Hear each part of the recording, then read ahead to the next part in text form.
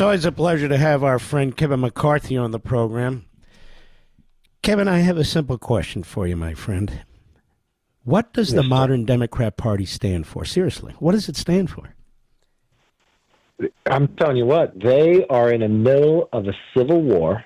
They're leaderless in the House. This is a point that I don't think was brought up the other night.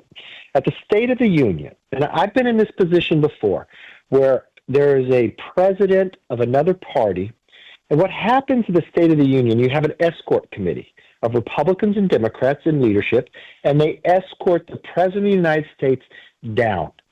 For the first time in history that I know of, the Democrats rejected walking and escorting the President of the United States down. And there's times where I was sitting as the majority leader where I have to be the first person, and I escorted Barack Obama or others. That's a sign for the rest of the world to see, okay? We could have differences in principles or philosophical points, but the election's over and you have to govern, right? I mean, it was the pettiest thing I've ever seen from a Schumer or Hakeem, and it showed the leaderlessness of these Democrats. And you watch the Civil War in California, where finally Gavin Newsom, because he'll swing with the wind, whatever, he woke up because he wants to now run for president, right? That men should not compete in women's sports. That's a no-brainer. We've been fighting them for how long on that, and now his own legislature is having a civil war over it. Well, let me ask you this. Is this a battle between the hard left and the left? Is that what it is? I think it is. It is further than that. You just can't call them the left. They are the socialists. And I'll tell you, Marxists. They are, and they say they are. And it's just they disagree with the foundation of our nation. And it's a fight internally. But I've watched Democrats. There are no moderate Democrats anymore. There are no blue dog Democrats. And they bully into the position. They can't have a different position when it comes to life.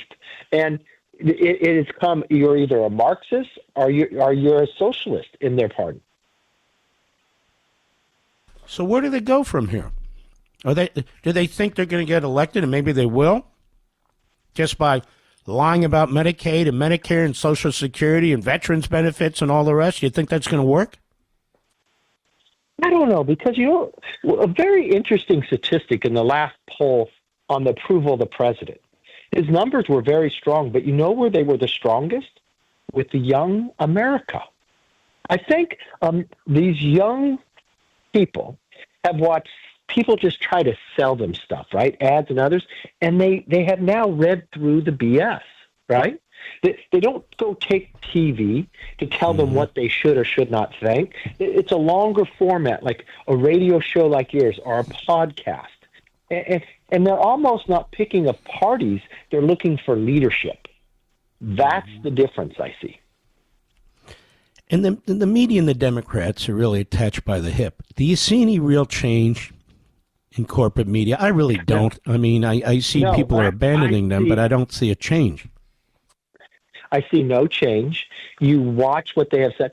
Listen, the Democrats wouldn't stand up for a young boy fighting cancer for 6 years, and then you watched what the media said on MSNBC about them. They are no different whatsoever. That's disrespectful. That's not an American position, and it was embarrassing. I mean, seriously, can't you differentiate between a young kid fighting for his life and someone doing something nice for them, but you can't accept that because the person who did something nice for them, you just don't want to like? It's unbelievable. No parent would train or work on their child to teach them that. You're not born that way. I mean, and I think that's corporate media teaching people to be that way. That somehow that's okay, and it's not. Now, Mr. Speaker. There were 10 Democrats who voted for the censure of Al Green. And I will tell you, Al Green isn't really the one that should have been censured. It's the Democrat leadership that wouldn't escort the president down that told Al Green he could act that way. Hakeem gotta show Jeffries, really, leadership. he really is weak, isn't he? He really is weak. Oh, he can't make a decision. He's scared to death to make a decision. Look, there's two types of leadership. You're either a thermometer or a thermostat. He's a thermometer. It only does one thing. It tells you the temperature, right? So they go up on stage. A thermostat is a Winston Churchill, a Ronald Reagan. They can tell you the temperature, but they can change it. And they're not afraid to change it, right? It's 100 degrees. We're going to make it 75. We're all going to do this. And after we do this, it's still 95 and you're sweating and you're not afraid because we're going to take you to the right place. We know our principles. We know it brings you more freedom. So we don't have to be angry. We know our compass. We know our why. Hakeem flips back and forth. Did you watch that video the Democrats put out, like, pick your fighter, and they had these Democrat women? I mean, You know what it looked like to me? No offense. No offense. It looked like to me that they were constipated.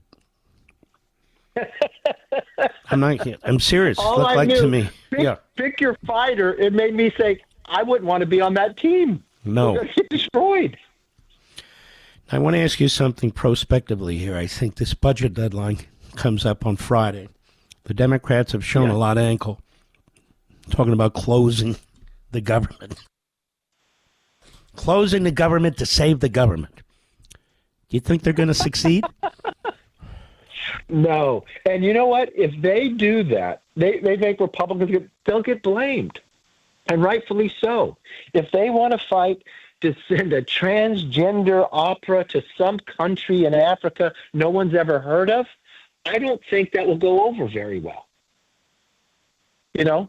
And what are they fighting for? They don't have a purpose. Well, they'll say they're saving Medicaid and Medicare, and they want to put their foot down. You think the Republicans are ready to fight this? You know what? They have a leader, though, so they will be ready to fight it. President Trump has been through so much, he can fight. And this is the difference. You shut the government down, you know what doesn't shut down?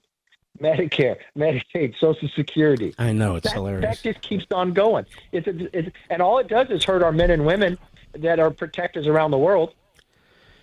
Kevin McCarthy, you're a good man, and we really appreciate you on this program, brother. You're a good friend, and God bless you. Have a great weekend, Kevin. All right, my friend. Take care. We appreciate him very much. He's a good man.